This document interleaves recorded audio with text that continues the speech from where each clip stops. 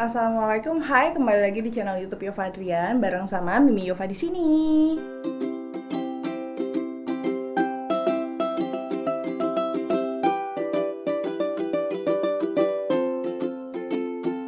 Kemarin itu aku nggak aktif YouTube karena memang aku punya kesibukan di kantor dan di keluarga. Salah satunya yang menyita perhatian aku adalah aku lagi cukup khawatir dengan kondisi Danis yang saat ini memang belum bisa bicara dengan lancar atau bisa dibilang speech delay. Sebelum aku mulai cerita dan sharing aku, kali ini aku minta tolong sama kalian untuk like, share, komen, dan subscribe YouTube channel dan video aku.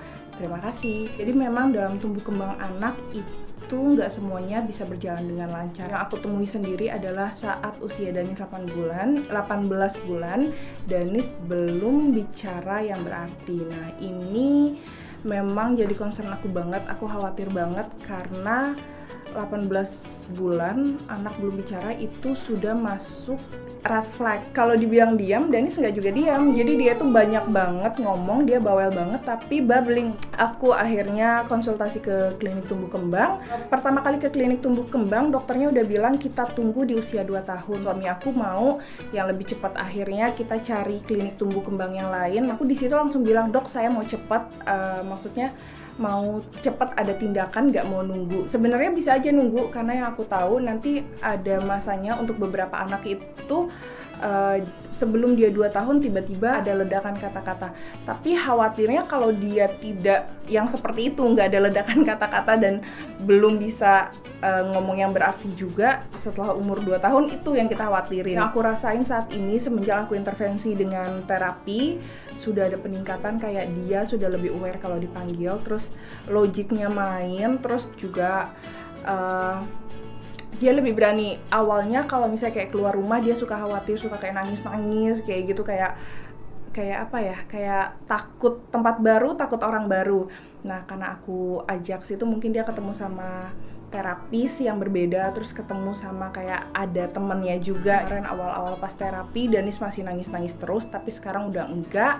Udah bahkan dia udah kayak ngajak miss-nya untuk masuk ke ruangan terapi, terus dia udah enjoy banget. Tapi memang Danis masih belum bicara. Aku masih mengusahakan, cuma dia tuh kalau misalnya kadang aku tanya mau ini enggak, dia udah bisa kayak geleng. Kalau misalnya aku pergi terus dia nyari aku, dia akan manggil kayak emah gitu. Tapi kalau misalnya aku ada di sebelah dia, itu dia aku belum pernah dengar dia manggil aku mama kalau pas lagi ada aku. Makanya aku benar-benar lagi kejarin dia untuk ngejar si keterlambatan bicaranya ini.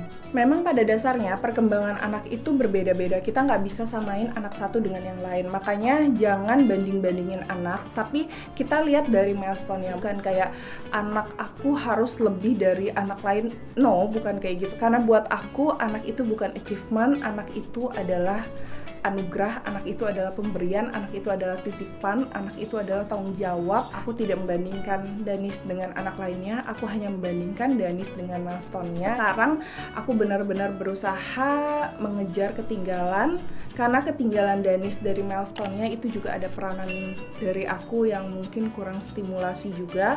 Makanya benar-benar sekarang aku berusaha kejarin. Aku mau sharing apa aja yang aku lakuin biar Danis bisa cepat ngomong.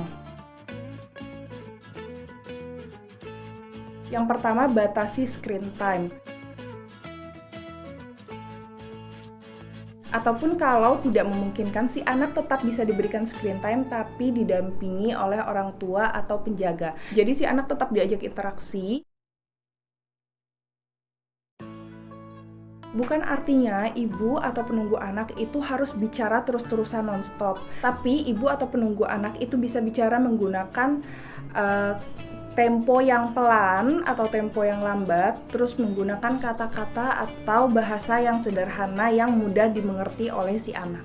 Dan hal ini bisa Mams lakukan di setiap kesempatan, misalnya lagi mandiin atau lagi makan. Kayak aku misalnya, Danis lagi makan apa? Ini ayam ya, Danis suka, enak, yang kayak gitu. Lalu ajak anak membaca buku sederhana.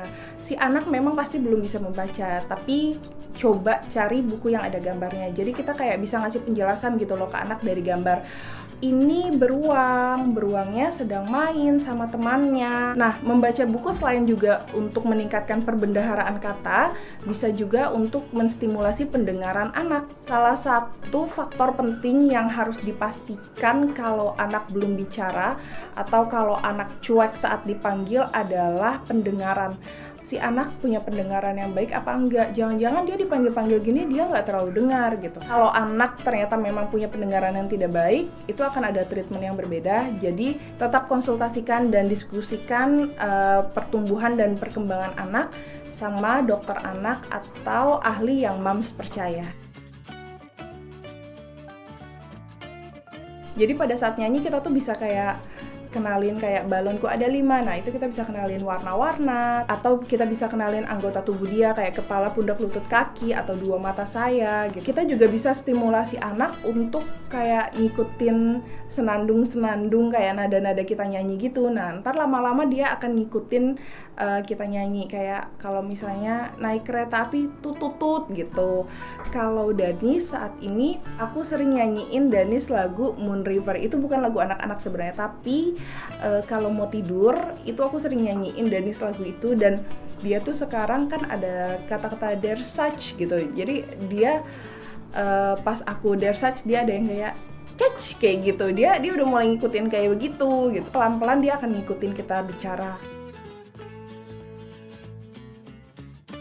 Ajarkan anak komunikasi 2 arah, atau bahkan sekarang itu komunikasinya tuh 3 arah, bukan 2 arah doang gitu.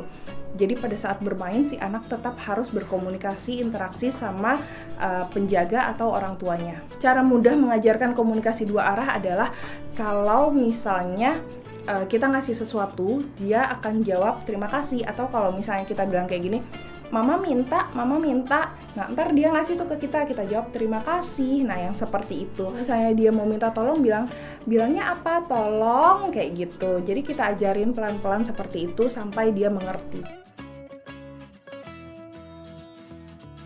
Lalu minum dengan sedotan, tapi bukan cuma kayak yang berbentuk cairan, tapi juga yang kayak kental, kayak misalnya milkshake atau jus yang kental. Nah, jadi kan semakin kental itu akan semakin sulit tuh dia untuk nyedotnya kan. Tujuannya adalah untuk mempersiapkan otot-otot area mulut mereka pada saat mereka sudah siap untuk bicara. Coba letakkan benda agak jauh dari jangkauannya.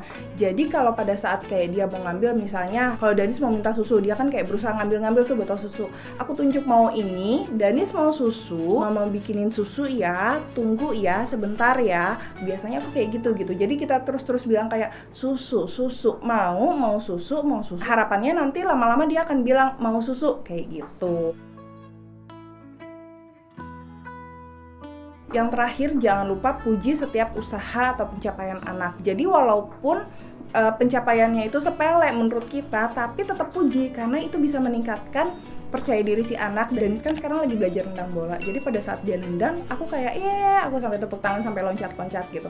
Terus dia melihat itu dan dia kayak senang, jadi kayak mikir, oh mama tuh senang, oke dia lakuin itu lagi. Kurang lebih itu semua yang bisa mams lakukan. Tapi memang saat ini Danis belum bicara seperti sesuai harapan aku. Nggak apa-apa, kita tetap latih aja. Jadi anak itu kan kayak kertas putih ya, jadi untuk ada isinya beneran harus kita yang contohin, kita latih, kita stimulasi, dan jangan pernah berhenti untuk stimulasi anak. Kadang-kadang suka ada orang tua yang bilang kayak anaknya nggak pintar. Sebenarnya si anak ini bukan nggak pintar, tapi anak ini hanya kurang distimulasi. Kalau misalnya memang si anak belum bisa melakukan sesuatu, pertanyaannya lagi adalah si orang tuanya apa sudah memberikan stimulasi yang cukup atau belum. Terima kasih udah nonton video aku, semoga bermanfaat. Sampai ketemu di video aku yang lainnya. Jangan lupa aku ingetin mams untuk like, share, komen, dan subscribe YouTube channel dan video aku. Assalamualaikum, dah.